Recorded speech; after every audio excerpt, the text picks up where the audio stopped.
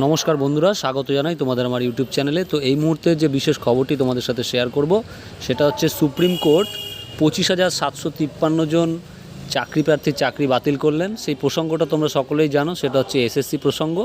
যে প্রসঙ্গটা দীর্ঘদিন ধরে কলকাতা হাইকোর্ট, তারপরে সুপ্রিম কোর্ট, তারপর আবার কলকাতা হাইকোর্টের ডিভিশন বেঞ্চ, আবার সুপ্রিম কোর্ট, এইভাবে ঘুরপাক খেয়ে সেই মামলাটা কিন্তু অবশেষে একটা ফাইনাল জাজমেন্ট আসলো, এবং সেটাও আসলো চিফ জাস্টিসের ডিভিশন বেঞ্চ থেকে। মানে এটাকে আর উচ্চতর জায়গায় এটাকে ভেরিফাই করার মতো কিন্তু আর অবস্থা বা ব্যবস্থা নেই।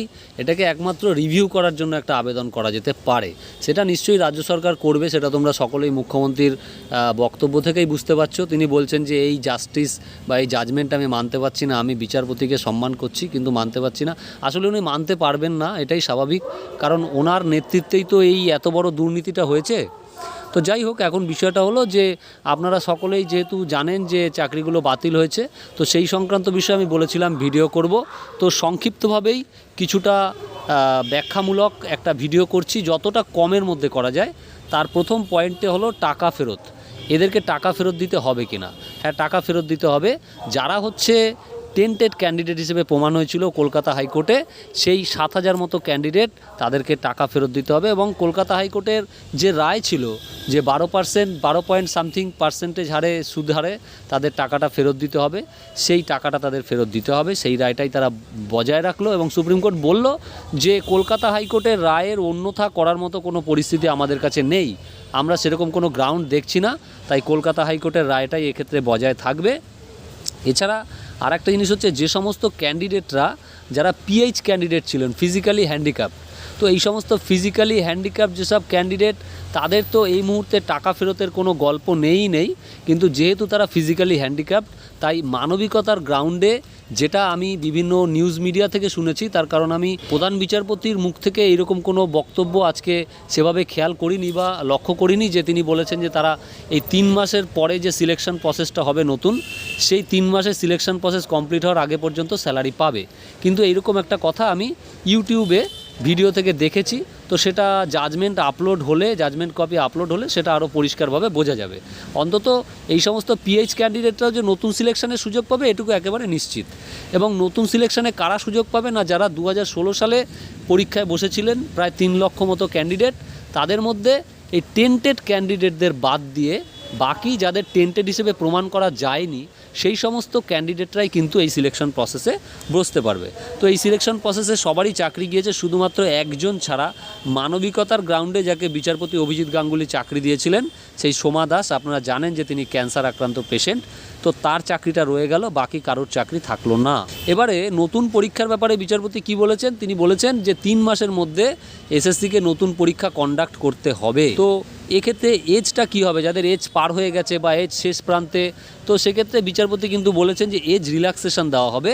অর্থাৎ 16 সালে যারা অ্যাপ্লাই করতে পেরেছিলেন, তারা যদি চান তাহলে এই নিউ রিক্রুটমেন্ট প্রসেসে অবশ্যই তারা অংশগ্রহণ করতে পারবেন, যদি তারা টেন্টেড হিসেবে কলকাতা হাইকোর্টে চিহ্নিত হয়ে না থাকেন। এবং এরপরে কি বলেছে? যে সিবিআই তদন্তটা কিন্তু চলবে। সিবিআই তদন্তটা চলবে, তার কারণ যে সুপার নিউমেরারি পোস্ট তৈরি করা হয়েছিল, সেই সংক্রান্ত বিষয়ে এখনও ধোঁয়াশা রয়ে গিয়েছে। এবং এই যে এত দুর্নীতি ধরা পড়েছে, সেই দুর্নীতির যে খতিয়ান দেখা যাচ্ছে, যে একজনের কাছ থেকে 12 লাখ 7 লাখ করে টাকা নেওয়া হয়েছে, সেক্ষেত্রে কিন্তু সেই পরিমাণ টাকা কিন্তু পার্থ চ্যাটার্জির বাড়ি থেকে উদ্ধার করা হয়নি। মানে সেই যে টোটাল পরিমাণটা, এই 7,000-এর সাথে যদি 12 লাখ করে ইনটু করা হয়, গুণ করা হয়, তাহলে যে পরিমাণটা হবে সেটা এখনও উদ্ধার করা হয়নি। তাহলে সেই টাকাগুলো কোথায় গিয়েছে, কার কাছে আছে, কারা ভাগ পেয়েছে, এই তদন্তটা চলবে। এবং তার পাশাপাশি এটাও বলা হয়েছে যে মন্ত্রিসভার বিরুদ্ধেও এমনকি তদন্ত চলবে, যেহেতু সুপার নিউমেরারি পোস্ট সেটা অনুমোদন দিয়েছিল মন্ত্রিসভা। এবং যারা অন্য চাকরি ছেড়ে এসে এই চাকরিতে যোগদান করেছিলেন এবং অবশ্যই টেন্টেড হিসেবে চিহ্নিত হননি, কেবলমাত্র সেই সমস্ত ক্যান্ডিডেটরাই তাদের পুরনো চাকরিতে ফিরে যেতে পারবে। কিন্তু অন্য চাকরি থেকে এই চাকরিতে জয়েন করেছেন এবং টেন্টেড হিসেবে চিহ্নিত হয়েছেন, তারা আদৌ পুরনো চাকরিতে ফিরে যেতে পারবেন কি না, সেই বিষয়টা কিন্তু আমার কাছে ক্লিয়ার নয়। সেটা হয়তো জাজমেন্ট কপি প্রকাশ হলে সেটা আরও ভালো তোমাদেরকে বলতে পারবো বা আমি নিজেও বুঝতে পারবো। তো এছাড়া আজকে তো শুধুমাত্র তিনি ডিরেকশন দিলেন যে এই চাকরির ক্ষেত্রে যারা টেন্টেড তারা কি করবে, যারা নন টেন্টেড তারা কি করবে, বা বোর্ডকে কি করতে হবে। কিন্তু যারা অ্যাকচুয়ালি কালপ্রিট, যারা এই বদমাইশিগুলো করেছে, যারা এই যে লক্ষ লক্ষ ছেলেমেয়ের জীবন নিয়ে ছিনিমিনি খেলেছে, তাদের বিরুদ্ধে কি পদক্ষেপ নেওয়া হবে বা তাদের বিরুদ্ধে আদালতের কি ফাইন্ডিং আছে, সেই বিষয়টা কিন্তু অতি শীঘ্রই, খুব সম্ভবত আগামীকালই সেই বিষয়টা আবার আদালতে উঠবে এবং বিচারপতি সেই বিষয়টা নিয়ে তাদের যে মন্তব্য বা মতামত সেটা রাখবেন। তো মূলত আজকের বিভিন্ন যে খবর দেখলাম বা আজকের যে সুপ্রিম কোর্টের যে বক্তব্য, তার থেকে যেটুকু বুঝলাম সেটুকু তোমাদের জন্য শেয়ার করলাম। হতে পারে এর কোনো তথ্য ভুলও থাকতে পারে, কারণ খুব তাড়াহুড়ো করে এই ভিডিওটা তৈরি করেছি, আমি একটু কাজেও ব্যস্ত ছিলাম। তো আশা করছি এই ভিডিওটা দেখে তোমরা তোমাদের মতামত দেবে বা আগামী দিনে কি হলে ভালো হয় সেই বিষয়টাও বলবে, এবং তার ভিত্তিতে আগামী দিনে আরও ভালো ভিডিও তোমাদের জন্য প্রস্তুত করার চেষ্টা করব। তো বন্ধুরা, তোমরা সকলেই জানো যে আমাদের রাজ্যের অপদার্থ মুখ্যমন্ত্রী মাননীয়া মমতা বন্দ্যোপাধ্যায় তিনি এখন নাটক করে বলছেন যে এইসব আমি মানতে পারছি না, এই বিচার অমুক তমুক। অথচ তোমরা সকলেই জানো যে মানিক ভট্টাচার্য তাকে একটা চিঠি লিখে এই দুর্নীতির কথা জানিয়েছিল, এবং সেই চিঠিটায় তিনি পার্থর বিরুদ্ধেই অভিযোগ করেছিলেন যে পার্থ এরম টাকা তুলছে। তো সেই চিঠিটা মাননীয়ার বাড়ি থেকে কি করে পার্থ চ্যাটার্জির বাড়িতে চলে গেল সেটা মাননীয়া জবাব দিতে পারবেন না, সম্ভব না।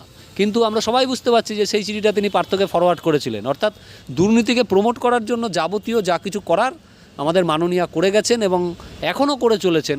তো এরকম একজন অপদার্থ মুখ্যমন্ত্রী, তার যেন প্রসিডিংস হয়ে তার যেন পেনাল্টি হয়, সেটা আমরা সবাই আশা করব। অন্তত যারা শুভবুদ্ধি সম্পন্ন মানুষ, যারা বঞ্চিত চাকরি প্রার্থী, তারা তো অবশ্যই আশা করবে। দেখা যাক আগামী দিনে কি হয়। সুপ্রিম কোর্টের উপরে আমাদের কিন্তু ভরসা অনেকটাই ফিরে এলো। তো এইটুকু বলে সবার জন্য শুভ কামনা জানিয়ে আগামী রিক্রুটমেন্টে সবাই ভালো করে জোরদার প্রস্তুতি নাও, সেই শুভেচ্ছা বার্তা দিয়ে এখনকার জন্য ভিডিওটি এখানে শেষ করছি। সবাই ভালো থাকবে, ধন্যবাদ। ভিডিওটি ভালো লাগলে চ্যানেলটিকে লাইক, কমেন্ট, শেয়ার করে দিও।